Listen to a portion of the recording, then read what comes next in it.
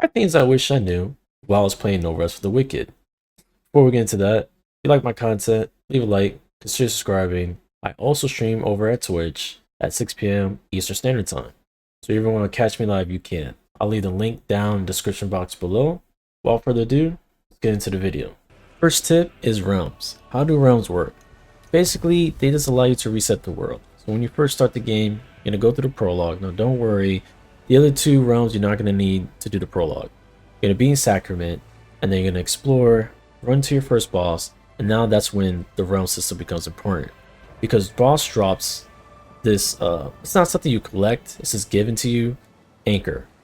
Now Anchor is going to be used to unlock inventory space or to unlock ring slot or offhand slot or extra main hand slot.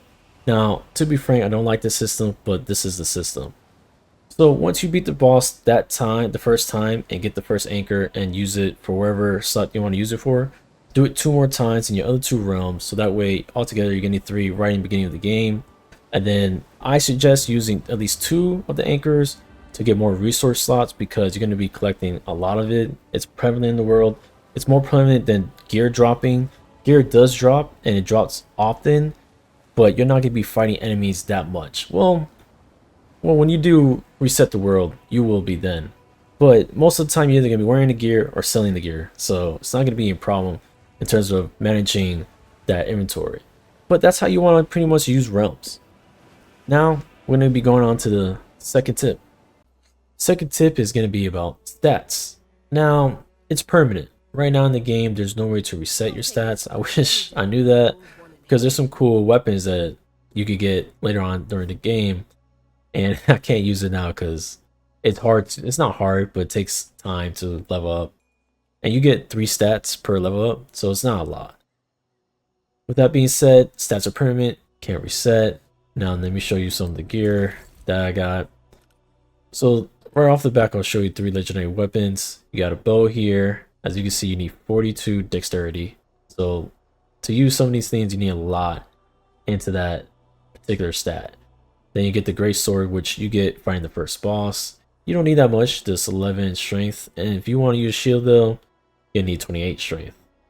And then we got daggers here, 11 dexterity, 11 intelligence. And then dual daggers, I love. These have been very fun. There's 2 different versions. There's these and then another kind. I have both. They're the Brother Keepers and Chit Daggers. Chit Daggers are right now my favorite. Brother Keepers I haven't played with, so I don't know how it's like. But they're a dexterity build. You got your staff, which is intelligence, one-handed sword, strength, and then your bow with dexterity, and then shield. So just keep in mind, I suggest to make a new character and just play, 1 dexterity, 1 strength, and then maybe 1 intelligence or a hybrid, to see what kind of weapon you want to use for your final character. And that's pretty much it for stats. Now we're going to be going on to tip number 3. So this is the third tip, and this one's about upgrading your weapon so that you can have that early game power. And this way is not that hard. So you're going to go to your blacksmith, go to upgrade, whatever weapon you want. So I'm just going to use the dagger example. It just costs weapon shard and copper ignite. Those are not hard to obtain early in the game at all. Matter of fact, you're just playing, killing the enemies, weapon shards will drop a lot. Not a lot, but they're going to drop enough to where you're going to be able to upgrade. And copper ignite, pretty much the copper ores are just there, so you're going to mine that like crazy. So once you do that, get that as far as you can. But once it asks for extra mats, to stop, because you're going to have to farm that, and that takes a little bit longer. Then from there, you're going to want to go to the Enchantress, Eleanor, and infuse. The reason why is because you're going to want to fuse a gem that allows you to do extra damage. Now each one does something different. This one's stamina, this gives you extra damage. Now it shows that I don't have 4 gem slots. That's because this is a purple tier item and I enchanted it, so that means when you enchant an item, it loses 3 slots of the gems, and then it loses 2 slots of the runes, which is the skills that you could use. So as you can see, it says attack damage for electric. That's what you want.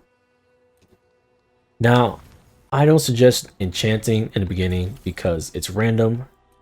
I got lucky with this one where I got attack damage, and I got lucky with this one where I got extra electric damage. As you can see in the gem slots, I put more damage on both of them.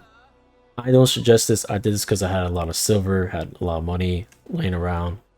In the beginning game, don't do this. Just do the basic, hey, all the way until I can't, where the game's asking me for more resources to upgrade my weapon, and then infuse a gem on it, and then be on my way. And that's pretty much it to get early game power. And that's tip number 3. So we're gonna go to tip number 4. So tip 4 is gonna be pretty quick. It's just about using consumables. So say I was having a hard time with this guy. I'm like, yeah, this is crazy. Let's use your consumables. Gonna help you do a lot of damage. Wow, he does tons of damage. But that's pretty much it. Use your consumables, don't be scared. You get a lot of them as you play the game. You get more. Man, this dude did not. He just didn't want to die. But that's tip 4. Pretty quick and simple. I know that probably wasn't the best example of it, but as you can tell, it says dangerous, so things are just much harder. That's because I progress a lot through the story. But if you're playing the beginning of the game, just to get through an area, use those consumables. Now, on to tip number 5. Last tip, tip number 5. It's all about parry. I'm going to show that with the boss. Parry is kind of crazy, because if you do parry, you get all your focus back. Now, I don't know how much you get back, but for the default parry I have, I get back all of it. Now, the damage I'm doing the boss is not normal. Pretty stacked, because this is my final realm. You're allowed to have 3 realms. But there you go. Parry is your best friend. It will bring back focus, and then you can use it, spam it, spam it. Depending on the enemy, some enemies are not like this first boss where you parry and like he literally gets stunned. Other bosses are not like that. When you parry, they don't really get stunned. But enemies, some of them, most of them pretty much get stunned when you parry them. I think all enemies except for certain bosses after this one get stunned. But that's the parry system. That's tip number 5. Hope you enjoyed the video. Have a good one.